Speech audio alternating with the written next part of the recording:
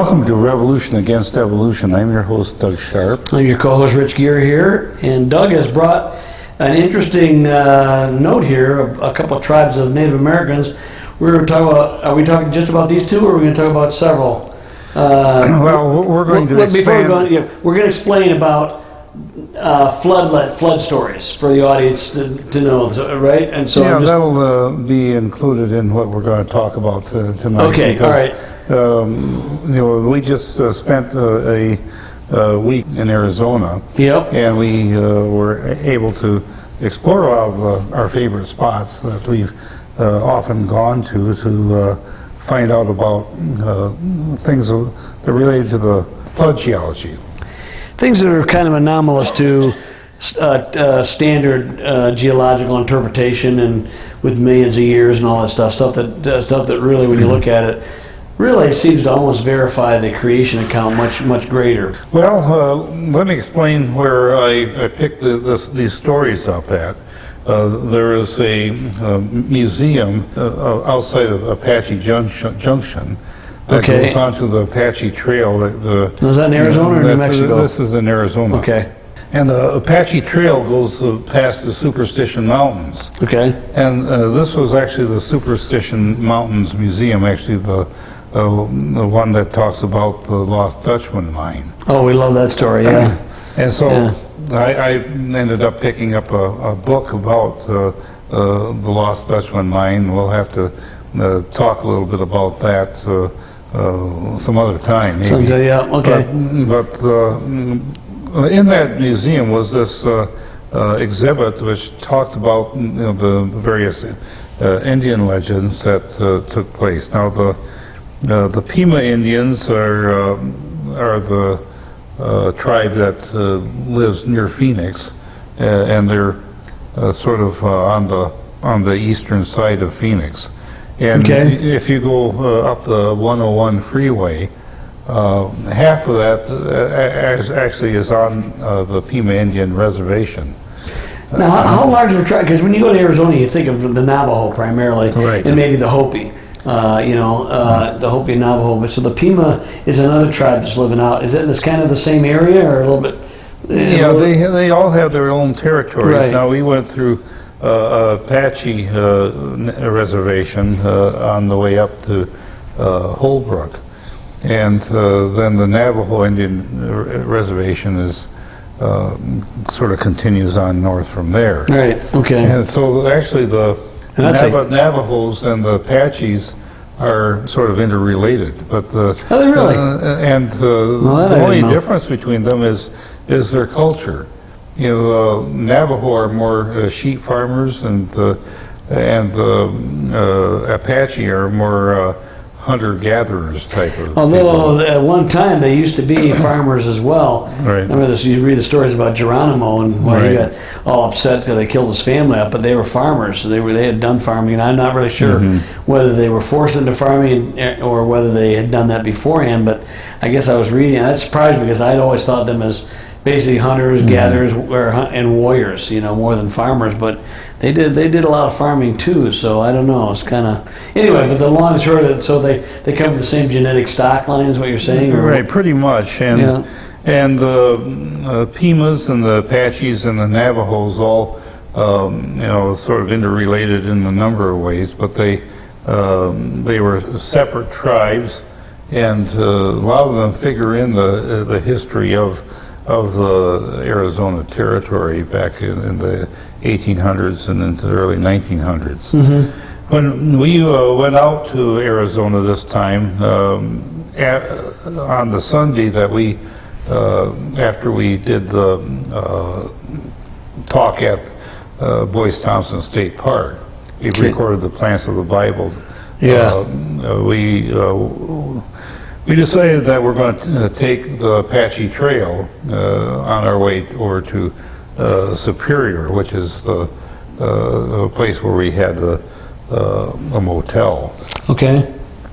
And the Apache Trail starts out pretty tame. But they're sort of like these rolling hills and you're going towards the Superstition Mountains. This is a hiking trail or a driving? It's a driving trail. Okay. And you and I took that trail one time, but after we get to Tortilla Flat, Oh, yeah. it continues on as a paved road for a few miles, and then it turns to a dirt road. Yeah. And then it turns to a one-lane dirt road. Yeah.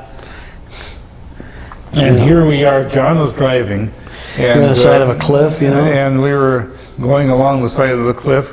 Up coming the other way is a big old truck with a boat behind it. Wow. And obviously you're here, so you made it. But was it pretty dicey? What we had to do was back up. And of course, we're backing up the cliff on the one side. Yep. And over on this side was the cliff going up like this.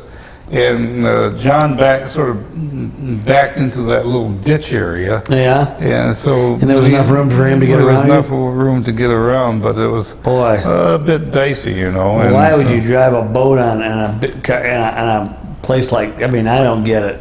Especially, it's the only place to go boating in Arizona. Is this? There is a lake. Yeah, Canyon Lake. You remember we went on Canyon Lake? Oh yeah. Oh, there is that where it was? Yeah. Canyon Lake and Apache Lake and the big Roosevelt Dam, which was really the reservoir for Phoenix, and this is all Apache Indian territory.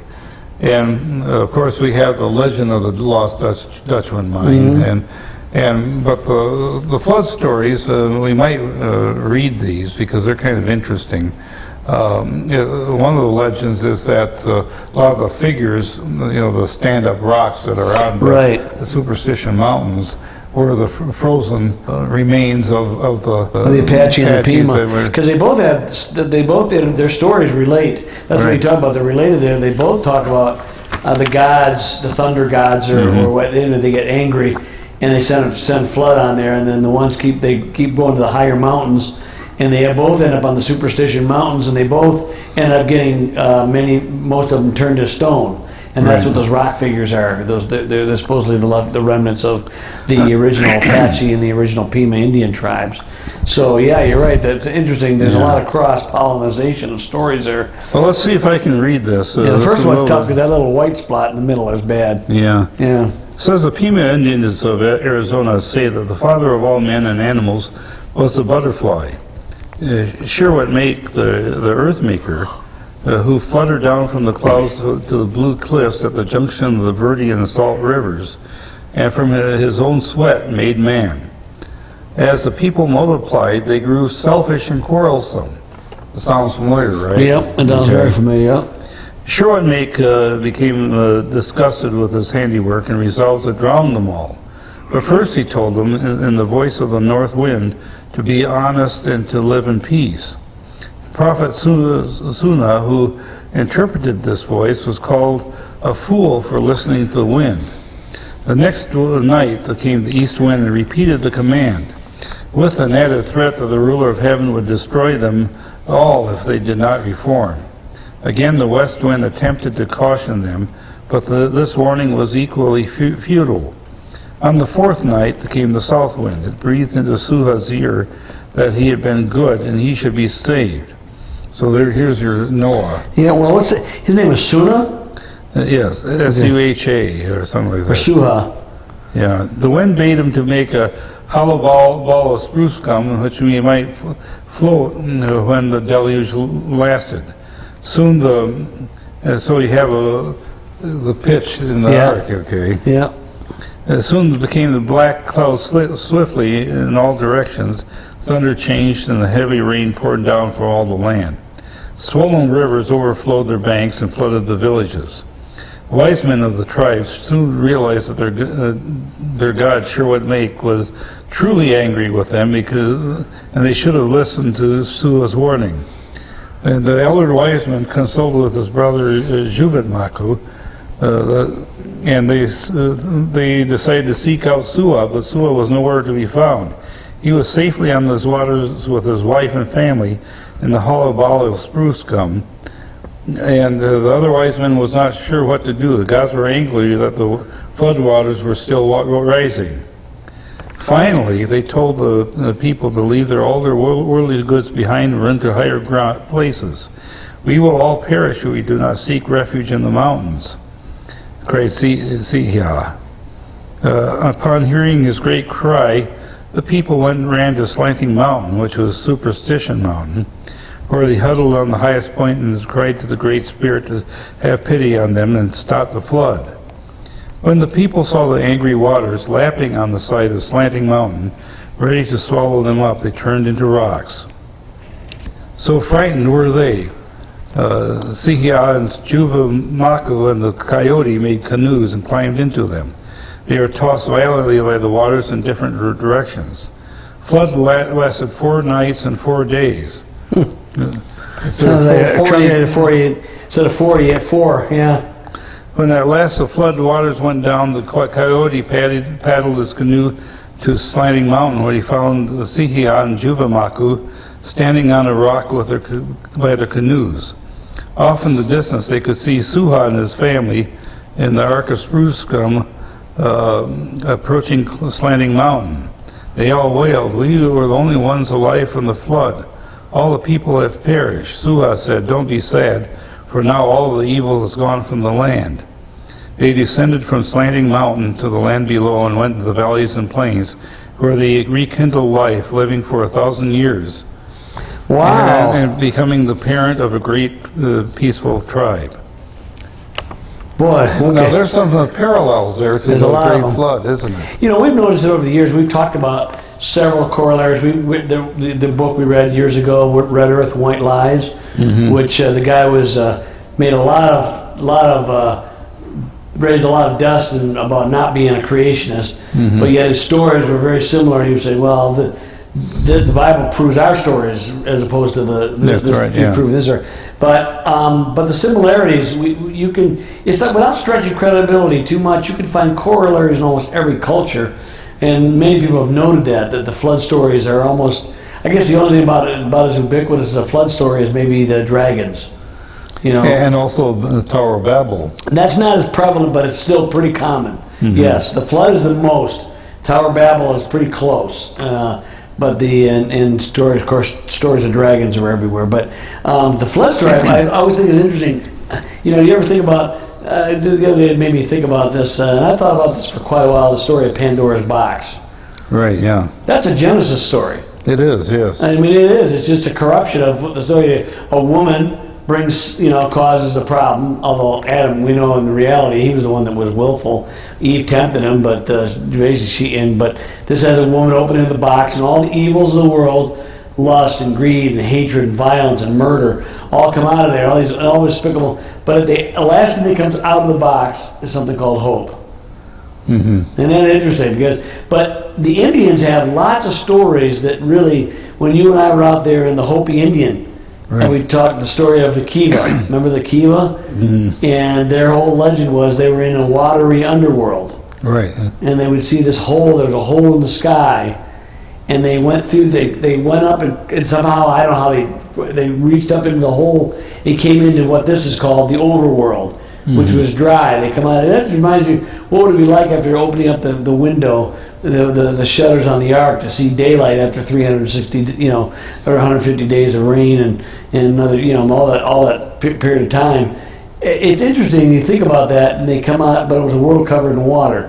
That's a little farther than this. This is actually a little closer in some respects. You can see the corollaries more directly. We noticed that the closer to the actual biblical lands where this happened, the less corruption, although there's still a lot of it, the Gilgamesh epic, for instance. But as the farther away you get, it gets more, I don't say mythologized, but more particular to their culture and their area. Obviously, these two stories, we only read the one story so far, but you had the one with the Apache, or the one you read was the Pima Indian, right? That's right, yeah. Yeah, and the Apache is shorter, but very similar. They both deal with the Superstition Mountains, which is where their culture ends up at some point in history. We don't exactly know when. I don't know if you can ever really get to know it for sure, but I find that fascinating, Doug, that happens over and over and over again. And yet, obviously, as a creationist, we should not find this surprising because every culture has a common ancestor in Noah and his three sons and their wives. Right. And really Noah, if you really think about it, ultimately Noah and his wife are the progenitor of everyone in this world. Adam and Eve earlier, but Adam and Eve, most of the descendants were cut off except for those eight people. And really, you think about it in some respects, was Noah himself and his wife, but it goes back to them. And so that story, that trauma going on the ark like it did, you would expect to find stories like this all over the world, but it's amazing when you find them. That's right. There was a book, we talked about this, I believe, called Eternity in Their Hearts, where oftentimes missionaries in the last century, and you hardly ever hear about this today, they would go to cultures, they would talk about things from Genesis or certain things in their culture, and it was like, oh my gosh, and they would recognize the biblical story in their culture. And it rings true with them. And it rings true.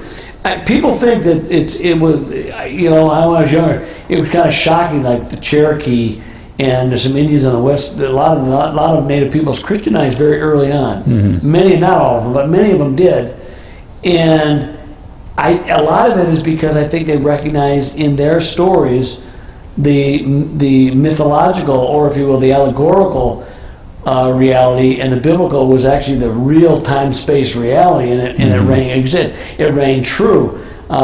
We talked about that in that Red Earth White Lies, when the guy said, just because we sing in poetry about mountains dancing across the stream doesn't mean we don't understand that it was an earthquake.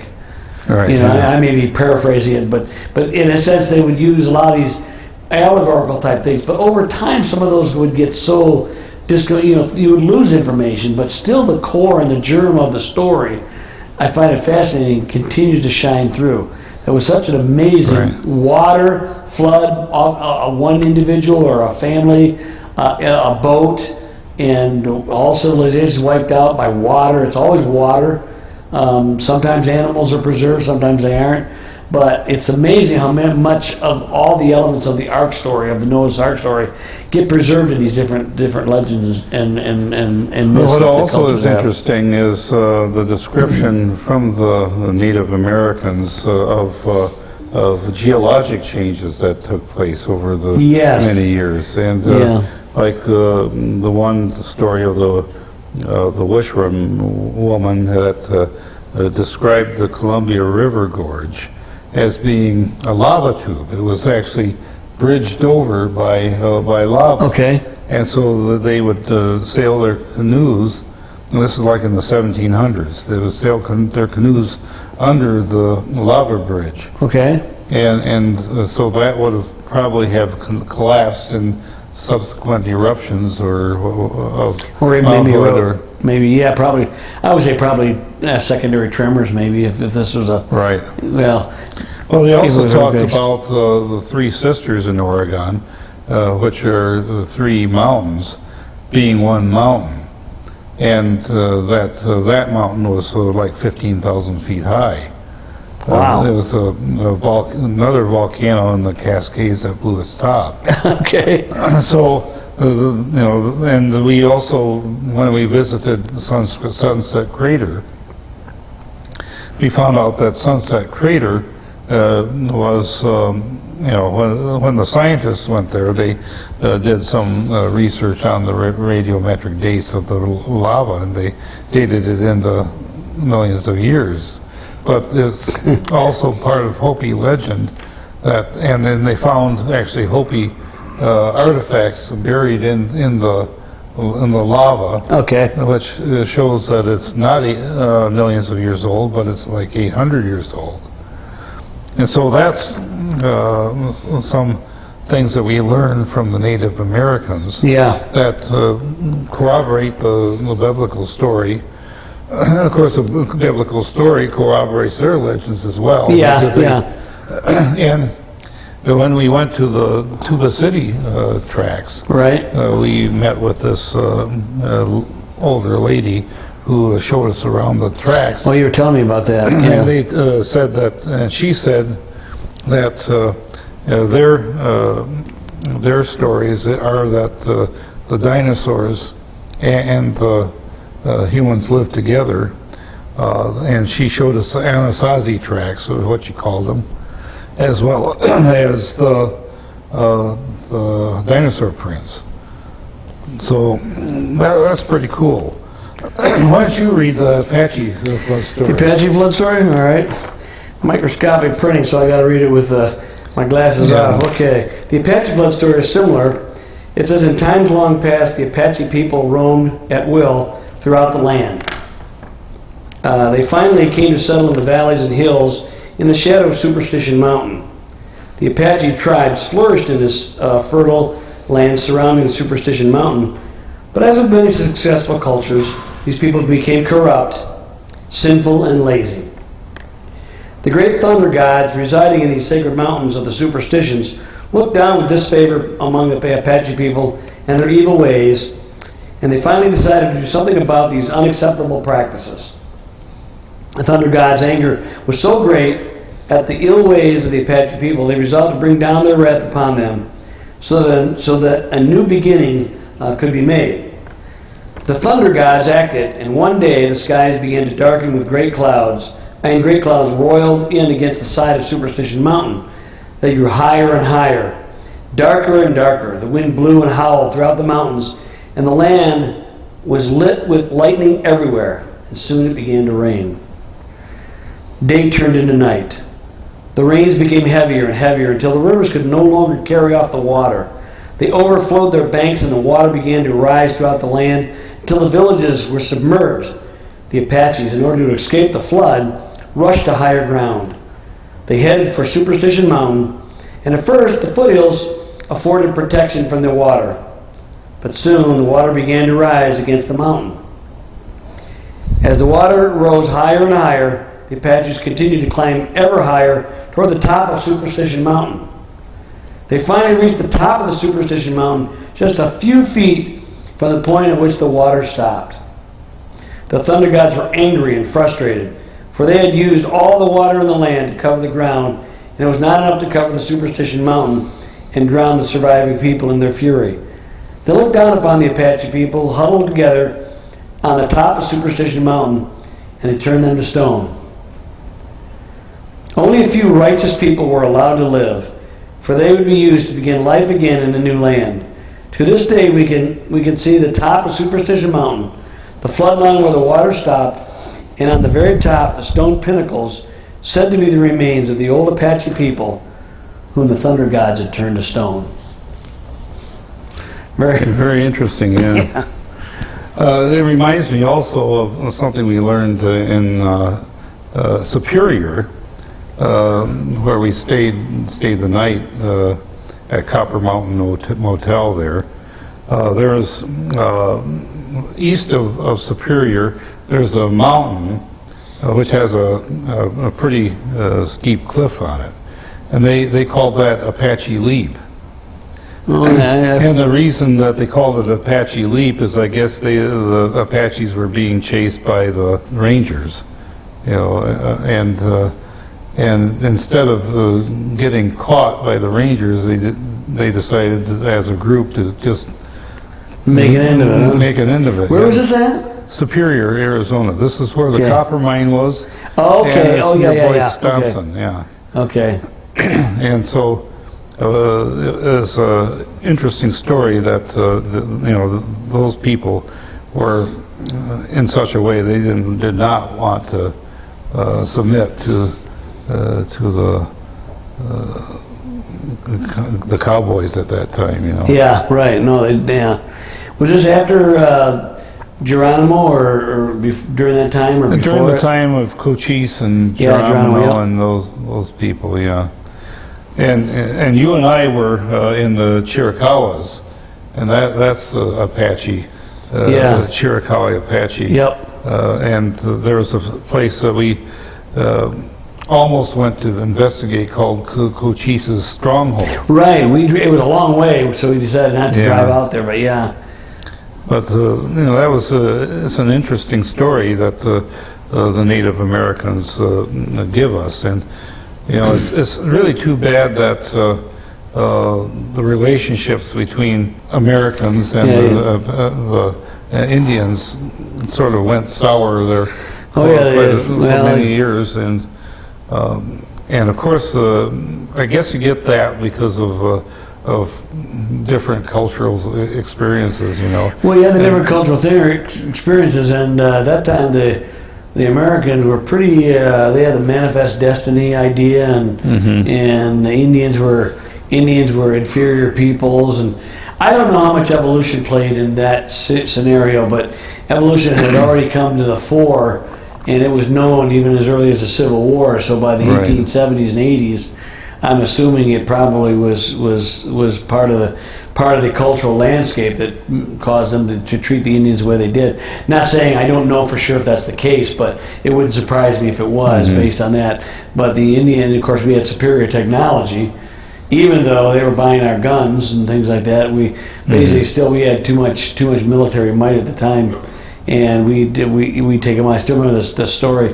This is more north. It's like the Nez Perce and Chief Joseph, and he writes that poem where he fought and then basically left, and the gist of it was, my warriors are mostly dead, are all gone, and all we have left the women and the children, and they are hungry and don't have any place to go, and it breaks your heart. It says, so we've coming home, coming in back to where we are, and we will fight no more forever.